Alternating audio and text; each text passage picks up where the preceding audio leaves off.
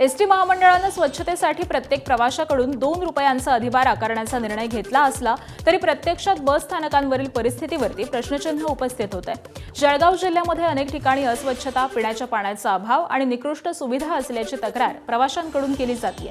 अधिभार घेतला जात असताना मूलभूत सुविधा का सुधारत नाहीत असा सवालही उपस्थित होतोय। बेकार कारभार आहे बा, हे 2 रुपये अजून परत ते कमाल आहे। लोकांना काही ध्यान नाही, एस टी महामंडळामध्ये काहीच नाही। सगळं उष्णता तर जास्त लाट आहे, स्वच्छता अजिबात करत नाही, फुकट हे चालू आहे बा यांचं। स्वच्छता नाही आहे, खिडक्या फुटल्या आहे, काही कुठे कुठे काही खराब आहे, काही जागा रिक्षा बरोबर नाही। 2 रुपये वाढवले, कमी केले पाहिजे का ते? कमी करायला पाहिजे।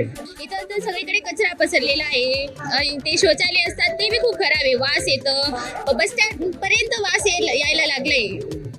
बसेसची काय अवस्था आहे? बसेसची कधी कधी तर दरवाजा तुटलेला दिसतो, सीटच तुटलेली आहे आणि बस एकदम खराब आहे।